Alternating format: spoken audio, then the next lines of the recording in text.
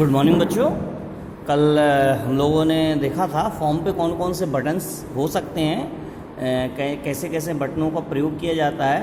Actual में जब हम लोग फॉर्म क्रिएट कर रहे होते हैं, स्वयं क्रिएट कर रहे होते हैं बिना विजार्ड के, तो इन चीज़ों को हम लोग अपने हिसाब से डिज़ाइन कर सकते हैं और उनको डेटाबेस से कनेक्ट कर सकते हैं। मोस्टली एक्सेस में हम लोग कोशिश करते हैं कि विजार्ड के थ्रू ले लें, फिर उससे थोड़ा बहुत जितना चेंजेस करना हो उतना एडिट कर लें। इसके लिए हम लोग विजार्ड का प्रयोग करते हैं।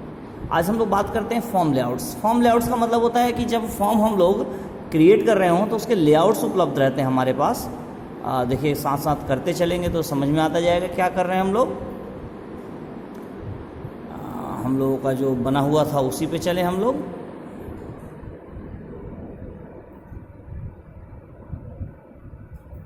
जैसे मान लीजिए हमें एक नया फॉर्म क्रिएट करना है, क्रिएट पे गए, फॉर्म पे गए,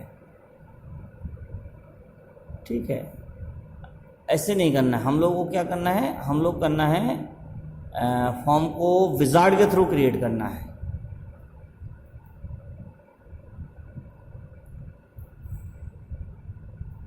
ये था आपका क्रिएट से मल्टीपल फॉर्म। देखिए फॉर्म विजार्ड, जैसे ही हम लोग फॉर्म विजार्ड पे क्लिक करेंगे हमारा विजार्ड से शुरू हो जाएगा।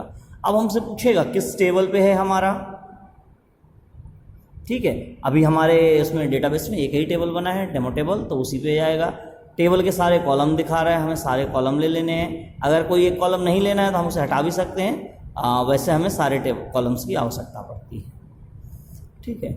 इसके बाद हमसे पूछता है फॉर्म का प्रकार कैसा होगा। देखिए ध्यान से देखिए, दिखाई दे रहा है। ये जो होता है आपका कॉलमनर होगा, ये देखिए ये टेबलर होगा, ये डेटा शीट होगा और ये जस्टिफाइड होगा, ठीक है। मान लीजिए हमें कॉलमनर फॉर्म की आवश्यकता है तो कॉलमनर सेलेक्ट करेंगे। इसके बाद हम लोग चले जाएंगे नेक्स्ट पर। जैसे ही नेक्स्ट पर क्लिक करेंगे अब हमसे पूछेगा कि आपको किस तरह का टेम्पलेट चाहिए, स्टाइल चाहिए, ठीक है। नॉर्मली ऑफिस के लिए है, लेकिन इसमें देखिए बहुत सारे तरह तरह के स्टाइल्स दिए होंगे। देखिए दिए हुए ना, तरह तरह के दिए हुए हैं, जिसमें डेटा कैसा दिखाई देगा, लेबल कैसा दिखाई देगा, फॉर्म कैसा दिखाई देगा, ठीक है। हज़ारों दिए रहते हैं। कुछ इसमें इंस्टॉल हैं, कुछ बाद में भी इंस्टॉल किए जा सकते हैं, ठीक है। मान लीजिए हमें इस तरह का लुक लेना है, हमने इस तरह का लुक लिया और एंटर पर क्लिक कर दिया। अब पूछेगा कि टेबल का नाम क्या है, तो डेमो टेबल।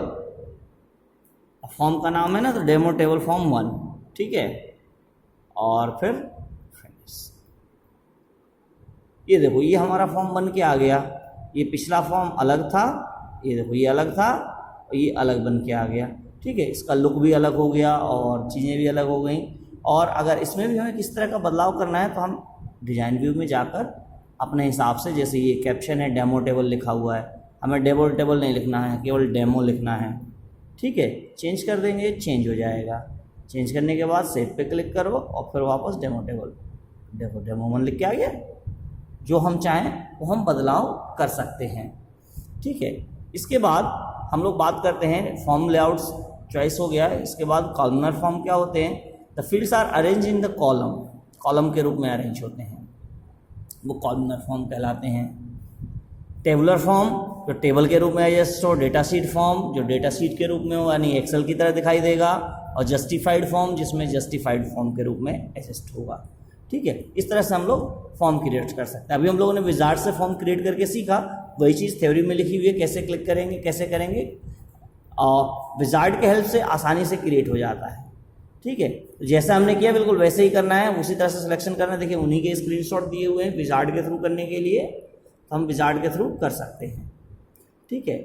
डिज़ाइन व्यू में भी हम लोग डिज़ाइन कर सकते हैं। डिज़ाइन व्यू में डिज़ाइन करने के लिए ये देखिए ये दिए गए ना, जैसे मैं करके दिखा रहा था आपको, इस तरह से हमको आवश्यकता होती है कि हम उनको डिज़ाइन करने के लिए एक एक टेबल्स एक एक उसको लें और उनको फिर कनेक्ट करें डेटाबेस से, ठीक है। आसान होता है विजार्ड से काम करना।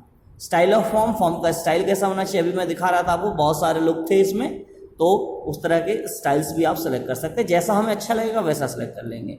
फॉर्म का नाम लास्ट में आता है, फॉर्म का नाम सेट करना, तो हम नाम सेट करके फिनिश पे क्लिक कर देंगे, हमारा तैयार हो जाएगा। हेडर याद हो फॉर्म का ऊपर हिस्सा जिसमें डेमो 1 लिखा हुआ था ना, ये हेडर है। हम चाहें तो इसे बदल सकते हैं। क्या कर सकते हैं, बदल सकते हैं।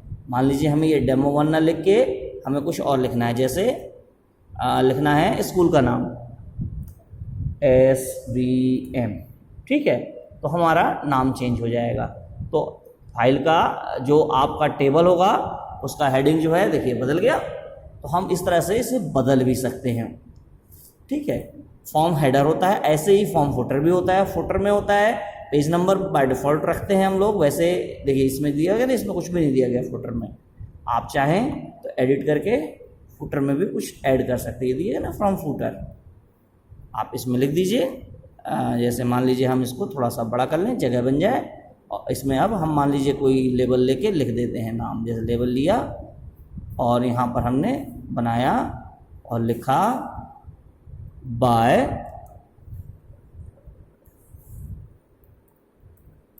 ठीक है, मतलब किसके द्वारा बनाया गया ये हमने इसमें सेट कर दिया। हमने इसको सेव किया और सेव करने के बाद जब फॉर्म को ओपन करेंगे, देखिए अब आपको दिखाई दे रहा है ना, बाय धर्मजीत, ये आ गया आपके फुटर में। फुटर प्रत्येक पेज पर दिखाई देगा, चाहे आप रिकॉर्ड कोई भी देखें, ठीक है। रिकॉर्ड बदल गया, इसके बावजूद आपका, ठीक है, वो हेडर और फुटर वैसा का वैसा बना रहता है, ठीक है।